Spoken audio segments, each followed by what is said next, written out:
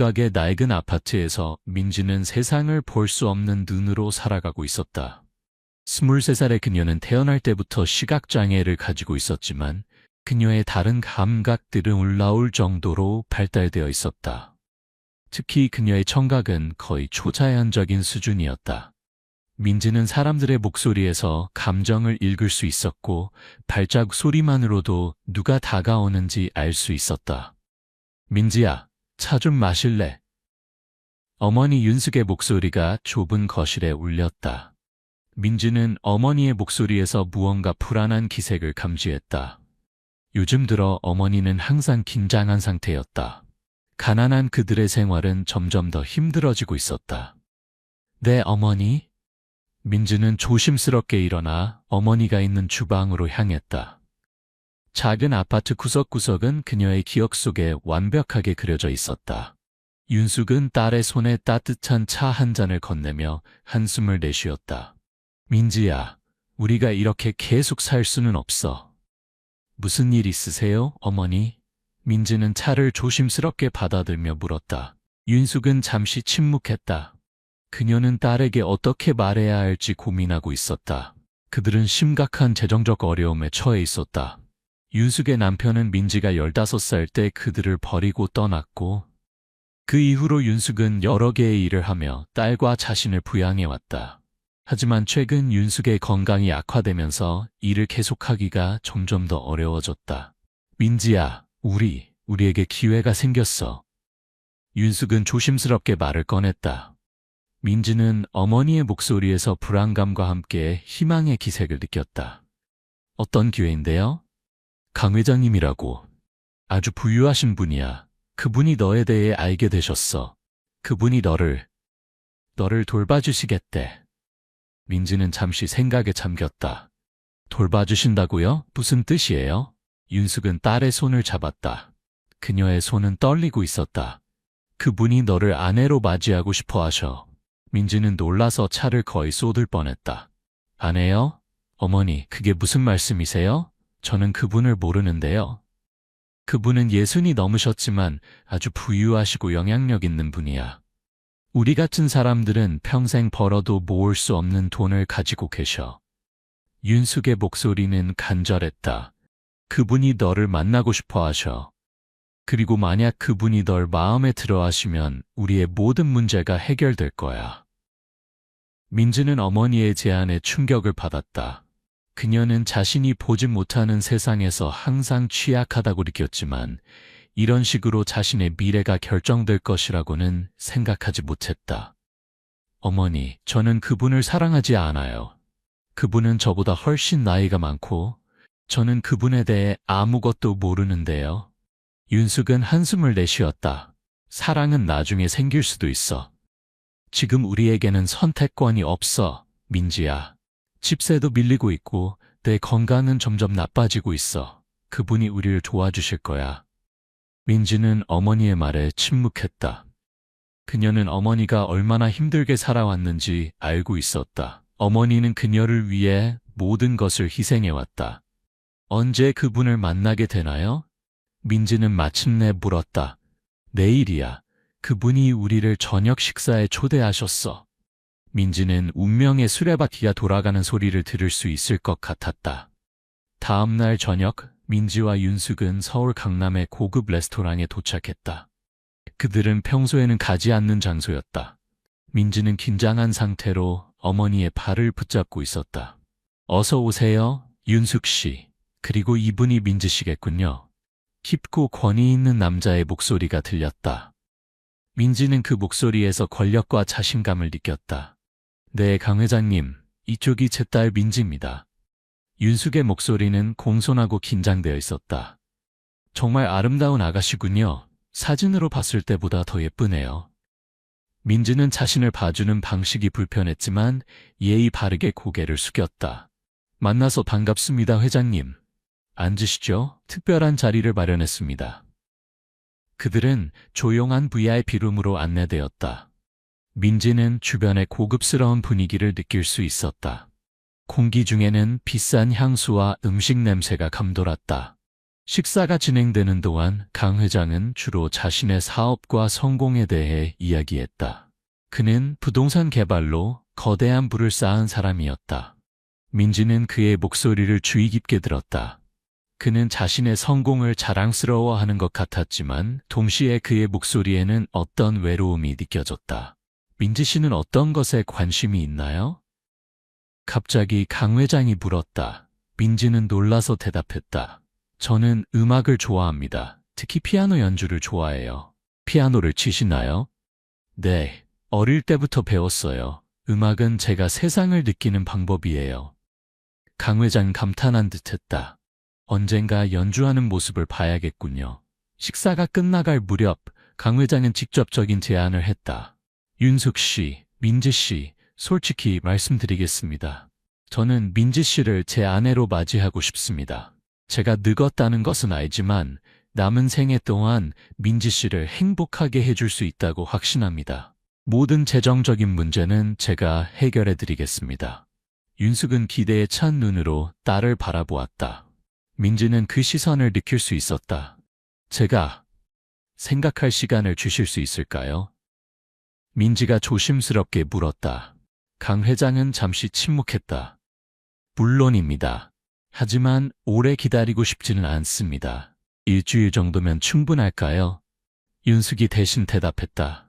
충분합니다, 회장님. 정말 감사합니다. 식사를 마치고 집으로 돌아오는 길에 윤숙은 딸에게 간절히 설득했다. 민지야, 이건 우리에게 주어진 유일한 기회야. 강 회장님은 우리를 도와주실 수 있는 유일한 사람이야. 민지는 깊은 생각에 잠겼다. 그녀는 어머니가 얼마나 절박한지 알고 있었다. 어머니, 정말 이게 최선일까요? 다른 방법이 없어, 민지야. 내가 더 이상 일을 할 수 없게 되면 우리는 길거리에 나앉게 될 거야. 강 회장님은 너를 잘 대해주실 거야. 그분은 약속하셨어. 민지는 어둠 속에서 한숨을 내쉬었다. 그녀는 항상 자신의 미래에 대해 어떤 희망을 품고 있었다. 그녀는 음악을 통해 자신의 삶을 만들어가고 싶었다. 하지만 현실은 그녀의 꿈을 허락하지 않았다. 알겠어요, 어머니. 강 회장님의 제안을 받아들일게요. 윤숙은 안도의 한숨을 내쉬었다. 그게 최선이야, 민지야. 넌 좋은 삶을 살게 될 거야. 일주일 후 민지와 강 회장의 약혼이 발표되었다. 강 회장은 윤숙에게 거액의 돈을 건넸고 민지를 위한 호화로운 결혼식을 준비하기 시작했다. 민지는 자신의 운명을 받아들였지만 그녀의 마음은 무거웠다. 그녀는 사랑 없는 결혼이 어떤 것일지 두려웠다. 하지만 어머니를 위해 그녀는 강해지기로 결심했다. 결혼식 날 민지는 비싼 웨딩드레스를 입고 있었다. 그녀는 자신이 어떻게 보이는지 볼 수 없었지만 모든 사람들이 그녀가 아름답다고 말했다. 정말 공주 같아요, 민지 씨. 메이크업 아티스트가 말했다. 민지는 미소를 지었지만 그녀의 마음은 불안했다. 그녀는 오늘부터 완전히 다른 삶을 살게 될 것이다. 결혼식은 서울에서 가장 고급스러운 호텔에서 열렸다. 수백 명의 손님들이 참석했지만 민지는 그들 중 대부분을 알지 못했다. 그들은 강 회장의 사업 파트너들과 사회적 지인들이었다. 준비됐니, 민지야? 윤숙이 딸의 손을 잡았다. 네, 어머니. 민지는 담담하게 대답했다. 윤숙은 딸의 뺨에 키스했다. 넌 항상 내 자랑이었어. 오늘부터 새로운 시작이야. 결혼식이 진행되는 동안 민지는 마치 꿈속에 있는 것처럼 느꼈다. 그녀는 강 회장의 손을 잡고 재단으로 걸어갔다. 그의 손은 크고 거칠었지만 따뜻했다. 이제 두 분은 부부가 되었습니다. 신부의 선언이 끝나고 강 회장은 조심스럽게 민지의 베일을 들어 올렸다. 당신은 이제 강민지입니다. 그가 낮은 목소리로 말했다. 민지는 고개를 끄덕였다. 그녀는 이제 자신의 새로운 정체성을 받아들여야 했다. 결혼식 이후의 피로야는 화려했다. 민지는 많은 사람들에게 소개되었고 축하를 받았다. 그녀는 예의 바르게 응대했지만 내면에서는 외로움을 느꼈다. 민지, 이분은 내 오랜 친구인 박 사장이야. 강 회장이 그녀를 또 다른 사람에게 소개했다. 만나서 반갑습니다. 민지는 자동적으로 대답했다. 아, 강 회장, 자네는 정말 행운하군. 이렇게 아름다운 젊은 신부를 얻다니. 박 사장의 목소리에는 부러움과 함께 약간의 비웃음이 섞여 있었다. 민지는 그 말에 불편함을 느꼈지만 표정을 감추었다. 밤이 깊어가면서 민지는 점점 더 피곤해졌다. 마침내 강 회장이 그녀에게 다가왔다. 이제 우리 집으로 가볼까요, 아내? 민지는 그 순간을 두려워했지만 용기를 내어 고개를 끄덕였다. 네, 남편? 그들은 호텔을 떠나 강 회장의 대저택으로 향했다. 차 안에서 민지는 자신의 심장이 빠르게 뛰는 것을 느꼈다. 그녀는 이 낯선 남자와의 첫날 밤을 생각하자 긴장되었다. 긴장하지 마세요. 강 회장이 그녀의 손을 가볍게 쥐었다. 모든 것이 잘 될 겁니다. 민지는 미소를 지으려고 노력했지만 그녀의 입술은 떨리고 있었다. 강 회장의 저택은 서울 외곽에 위치한 거대한 건물이었다. 민지는 차에서 내리자마자 그곳의 규모를 느낄 수 있었다. 공기는 신선했고 멀리서 개울 소리가 들렸다. 이곳이 당신의 새로운 집입니다. 강 회장이 말했다. 정말 크게 느껴져요. 민지가 대답했다. 15개의 방과 넓은 정원이 있습니다. 당신은 이곳에서 원하는 것은 무엇이든 가질 수 있을 겁니다. 그들은 저택 안으로 들어갔다. 민지는 주변을 조심스럽게 탐색했다. 그녀는 새로운 환경에 적응하는 데 시간이 필요했다. 제가 집 구조를 익힐 수 있도록 도와주실 수 있을까요? 민지가 물었다. 물론입니다. 내일 아침에 집사가 당신에게 모든 것을 보여줄 것입니다. 하지만 오늘 밤은 우리 방으로 가죠. 강 회장은 민지의 팔을 잡고 그녀를 2층으로 안내했다. 그들은 넓은 복도를 지나 마스터 베드룸에 도착했다. 여기가 우리의 방입니다. 강 회장이 문을 열었다. 민지는 방 안으로 들어서며 주변을 느꼈다. 공기 중에는 은은한 향수 냄새가 떠다녔고 바닥은 부드러운 카펫으로 덮여 있었다. 편안하게 하세요. 저는 잠시 샤워를 하고 오겠습니다. 강 회장이 말했다. 민지는 혼자 남겨졌을 때 깊은 숨을 내쉬었다. 그녀는 침대 가장자리에 앉아 자신의 떨리는 손을 진정시키려고 노력했다.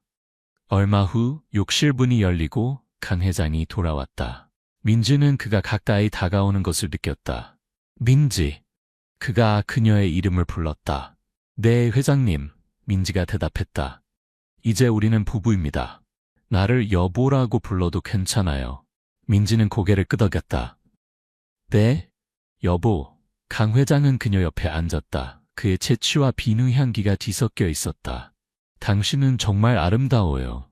민지는 그의 손이 자신의 어깨에 닿는 것을 느꼈다. 그녀는 본능적으로 긴장했다. 두려워하지 마세요. 난 당신을 해치지 않을 겁니다. 그 순간 예상치 못한 일이 일어났다. 강 회장은 갑자기 자리에서 일어나 방 안을 걸어 다니기 시작했다. 사실 오늘 밤 우리는 아무 일도 없을 겁니다. 민지는 놀라서 고개를 들었다. 무슨 말씀이신지. 민지, 나는 당신을 아내로 맞이했지만 그것은 다른 이유 때문입니다. 강 회장의 목소리는 갑자기 진지해졌다. 그는 다시 민지 옆에 앉았다. 내가 당신에게 사실을 말해야겠군요. 나는 치명적인 병을 앓고 있습니다. 의사들은 내게 6개월에서 1년 정도의 시간이 남았다고 했습니다. 민지는 충격을 받았다. 정말인가요? 네, 나는 오랫동안 혼자였습니다. 내 사업은 성공했지만 개인적인 삶은 그렇지 못했죠. 나는 가족이 없습니다. 내 재산을 물려줄 사람이 없었습니다. 민주는 그의 말을 주의 깊게 들었다. 그의 목소리에는 진심이 담겨 있었다. 그래서 당신을 찾게 되었습니다. 나는 당신의 이야기를 들었습니다. 당신의 음악적 재능과 강인함에 대해 알게 되었습니다. 나는 당신이 내 유산을 이어받기에 합당한 사람이라고 생각했습니다. 민지는 혼란스러웠다. 그럼 우리의 결혼은? 그것은 법적인 절차입니다. 당신이 내 합법적인 상속인이 되게 하기 위한 것이죠. 나는 당신에게 어떤 부부로서의 의무도 요구하지 않을 것입니다. 민지는 그의 말을 이해하려고 노력했다. 그럼 왜 저를 선택하셨나요? 저는 시각장애가 있고 당신은 저를 전혀 알지 못하는데요. 강 회장은 잠시 침묵했다. 내 인생에서 나는 많은 사람들을 만났습니다. 대부분은 내 돈과 권력 때문에 나를 원했죠. 하지만 당신은 다릅니다. 당신은 순수합니다. 그리고 당신의 장애는 오히려 당신을 더 특별하게 만듭니다. 당신은 세상을 다른 방식으로 보고 다른 사람들이 보지 못하는 것을 볼 수 있습니다. 민지는 그의 말에 감동했다. 그녀는 처음으로 강 회장을 다른 시각으로 보기 시작했다. 그리고 사실 나에게는 또 다른 계획이 있습니다. 강 회장이 계속해서 말했다. 어떤 계획인가요?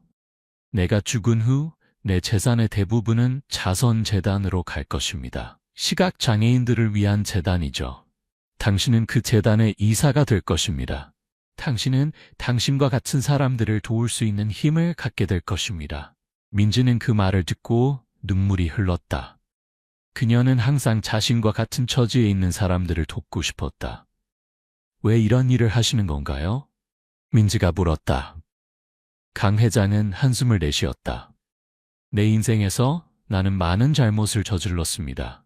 내가 불을 쌓는 과정에서 나는 때로는 다른 사람들을 해치기도 했습니다. 이제 나는 그것을 조금이나마 바로잡고 싶습니다. 그날 밤 민지와 강 회장은 많은 이야기를 나누었다. 강 회장은 그의 인생 이야기를 들려주었고 민지는 그녀의 꿈과 희망에 대해 이야기했다. 민지, 당신은 이제 이 집의 주인입니다. 당신은 여기서 당신이 원하는 것은 무엇이든 할 수 있습니다. 강 회장이 말했다. 정말 감사합니다, 여보. 민지는 이번에는 진심으로 그를 여보라고 불렀다. 그날 밤 강 회장은 별도의 침실에서 잠을 잤다. 민지는 혼자 남겨졌을 때 자신의 인생이 어떻게 이렇게 극적으로 바뀔 수 있는지 놀라워했다. 그녀는 처음으로 희망을 느꼈다. 다음 날 아침 민지는 새로운 환경에 적응하기 시작했다. 강 회장은 그녀에게 저택의 모든 구석구석을 소개해 주었다. 그는 그녀가 쉽게 움직일 수 있도록 특별한 조치를 취했다. 이 전체 층에는 바닥에 특별한 질감이 있습니다. 그것은 당신이 어디에 있는지 알 수 있게 해줄 것입니다. 강 회장이 설명했다. 민지는 발 아래의 다른 질감을 느꼈다. 그것은 마치 지도처럼 그녀를 안내했다. 그리고 여기 당신을 위한 특별한 방입니다. 강 회장은 문을 열었고 민지는 즉시 방 안에서 피아노의 존재를 느꼈다. 피아노인가요? 그녀가 놀라서 물었다. 네, 스타인웨이 그랜드 피아노입니다. 세계 최고의 피아노 중 하나죠. 이 방은 당신의 음악실입니다. 당신은 여기서 언제든지 연주할 수 있습니다. 민지는 감동해서 피아노 쪽으로 걸어갔다. 그녀는 조심스럽게 건반을 만졌다. 건반은 차갑고 매끄러웠다. 연주해보세요. 강 회장이 격려했다. 민지는 피아노 앞에 앉았다. 그녀의 손가락이 건반 위에서 춤을 추기 시작했다. 그녀는 쇼팽의 녹턴을 연주했다. 음악은 방 안에 가득 퍼졌고 민지는 자신의 감정을 음악에 쏟아부었다. 강 회장은 조용히 그녀의 연주를 듣고 있었다.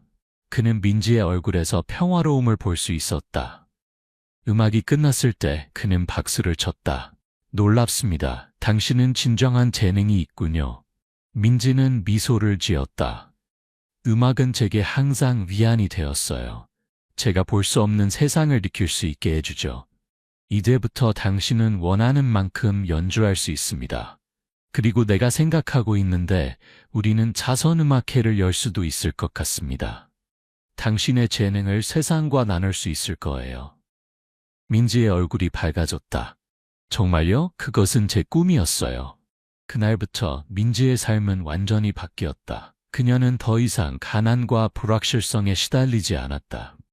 그녀는 자신의 음악적 재능을 발전시키고 다른 시각장애인들을 돕는 일에 참여하기 시작했다. 강 회장은 그의 약속을 지켰다. 그는 민지에게 어떤 부부로서의 의무도 요구하지 않았다. 대신 그는 그녀의 멘토이자 친구가 되었다. 그는 그녀에게 비즈니스와 자선 활동에 대해 가르쳤고 그녀가 독립적으로 살아갈 수 있도록 준비시켰다. 결혼 후 3개월이 지났을 때 강 회장의 건강은 급격히 악화되었다. 의사들은 그에게 몇 주밖에 남지 않았다고 말했다. 민지는 강 회장의 병실에서 그의 손을 잡고 있었다. 그녀는 이제 그를 진심으로 존경하고 아끼게 되었다. 여보, 괜찮으세요? 민지가 물었다. 강 회장의 목소리는 약했지만 따뜻했다. 나는 괜찮아요. 사실 이렇게 평화롭게 죽을 수 있다는 것은 축복입니다. 민지는 눈물을 참으려고 노력했다. 아직 포기하지 마세요. 아직 할 일이 많아요. 강 회장은 미소를 지었다. 민지, 당신을 만난 것은 내 인생에서 가장 좋은 일이었어요. 당신은 나에게 새로운 목적을 주었습니다. 그는 잠시 기침을 했다. 민지, 내가 당신에게 말하지 않은 것이 있습니다. 민지는 긴장했다. 무엇인가요? 당신의 어머니에 대한 진실입니다. 민지는 혼란스러웠다. 어머니요? 무슨 말씀이신지. 강 회장은 깊은 숨을 내쉬었다. 당신의 어머니는 처음에 나에게 돈을 요구했습니다. 그녀는 당신을 나에게 팔았습니다. 민지는 충격을 받았다. 그녀는 어머니가 자신을 위해 최선을 다했다고 생각했다. 하지만 그것이 전부가 아닙니다. 강 회장이 계속했다. 당신의 어머니는 그 돈을 받은 후 그것을 모두 시각장애인 재단에 기부했습니다. 민지는 깜짝 놀랐다. 정말인가요? 네, 그녀는 그 돈을 자신을 위해 사용하지 않았습니다. 그녀는 그것을 당신과 같은 사람들을 돕는 데 사용했습니다. 그녀는 나에게 당신이 특별한 사람이라고 말했고 그녀가 옳았습니다. 민지는 눈물을 흘리기 시작했다. 그녀는 어머니가 그토록 이기적인 행동을 한 이유를 이해하기 시작했다. 그녀는 당신이 나와 함께 있으면 더 나은 삶을 살 수 있을 것이라고 믿었습니다. 그리고 그녀는 다른 사람들도 돕고 싶었던 거죠. 민지는 강 회장의 손을 꼭 쥐었다. 감사합니다. 이것을 말해주셔서요. 민지, 나는 당신을 진심으로 사랑하게 되었습니다. 딸처럼요. 나는 당신이 내 유산을 이어받기를 원합니다. 당신은 내가 할 수 없었던 많은 선한 일들을 할 수 있을 것입니다. 민지는 고개를 끄덕였다. 약속드립니다. 저는 당신의 유산을 소중히 여기고 그것을 좋은 일에 사용할 것입니다. 그날 밤 강 회장은 평화롭게 눈을 감았다. 민지는 그의 곁에 있었고 그의 마지막 숨을 함께했다. 강 회장의 장례식은 조용하고 품위 있게 치러졌다. 많은 사업 파트너들과 지인들이 참석했지만 진정한 슬픔을 느끼는 사람은 많지 않았다. 민지는 강 회장의 관 옆에 서서 그에게 마지막 작별을 고했다. 장례식 후 변호사가 유언장을 읽었다. 예상대로 강 회장은 그의 모든 재산을 민지에게 남겼다. 하지만 그것뿐만이 아니었다.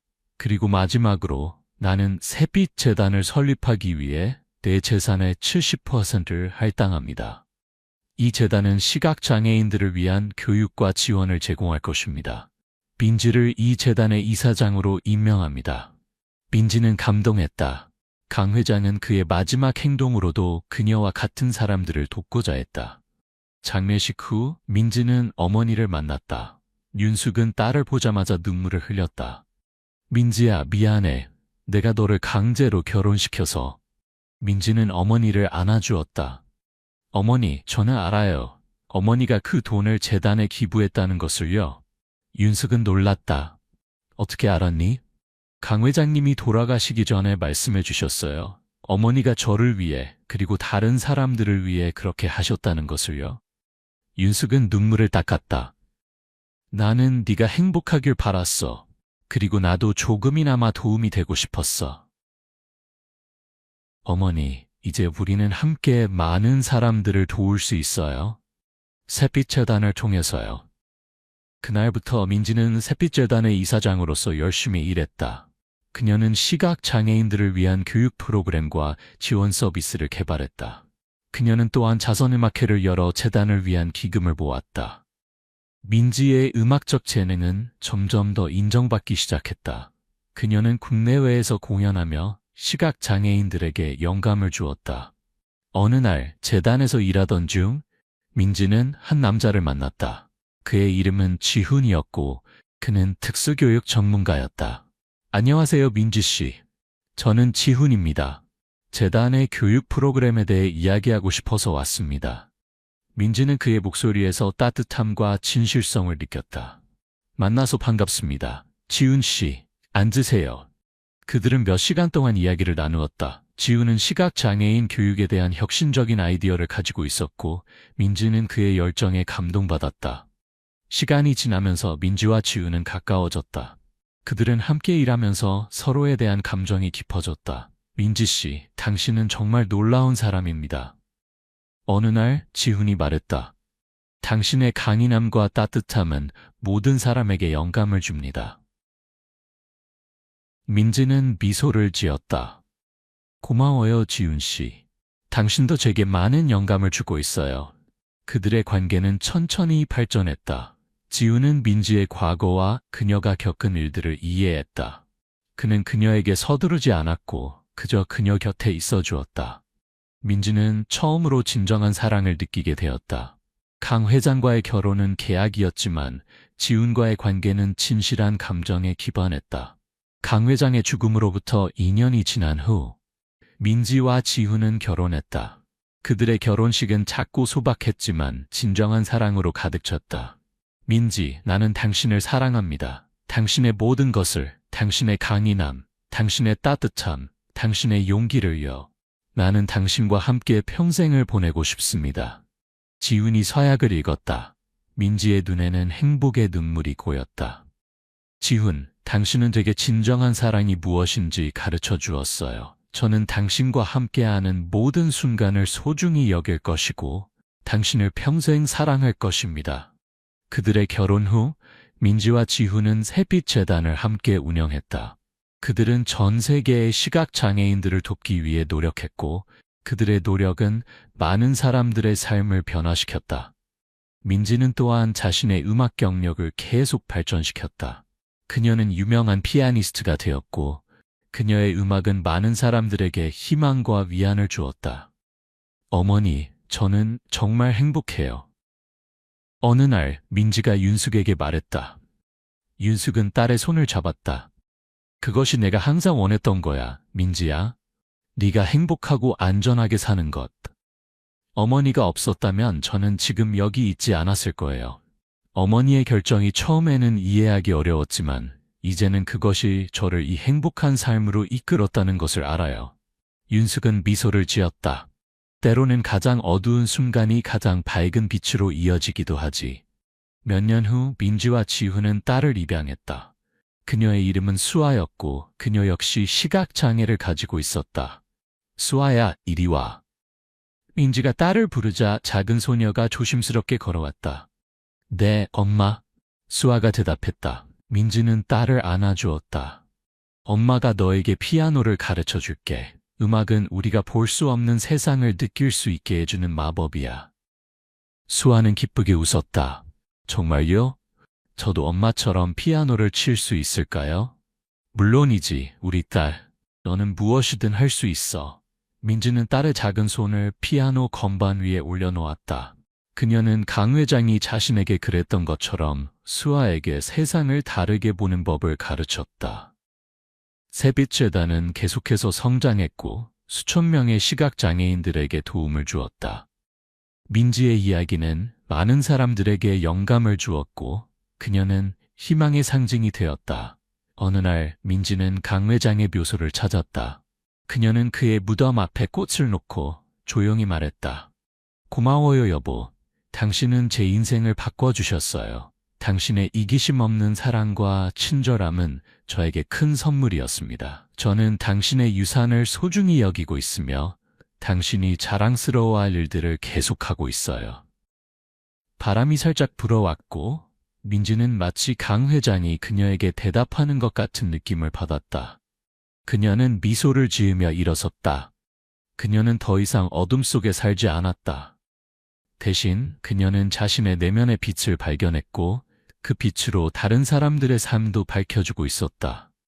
민지가 집으로 돌아왔을 때 지훈과 수아가 그녀를 기다리고 있었다. 그들은 함께 피아노 앞에 앉아 연주하기 시작했다. 음악은 그들의 집을 가득 채웠고 민지는 그 순간 자신이 얼마나 축복받았는지 깨달았다. 처음에는 어둠과 두려움으로 시작된 그녀의 여정은 이제 희망과 사랑의 이야기가 되었다. 민지는 자신의 장애가 한계가 아니라 특별한 선물이라는 것을 깨달았다. 그것은 그녀에게 다른 방식으로 세상을 느끼고 더 깊이 사랑하고 더 강하게 살아갈 수 있는 능력을 주었다. 그리고 그녀는 이제 그 선물을 세상과 나누고 있었다. 그녀의 음악, 그녀의 재단, 그리고 그녀의 사랑을 통해 민지는 많은 사람들의 삶에 빛을 가져다 주었다. 어둠 속에서 피어난 희망의 이야기는 계속되고 있었다. 그리고 그것은 단지 시작일 뿐이었다.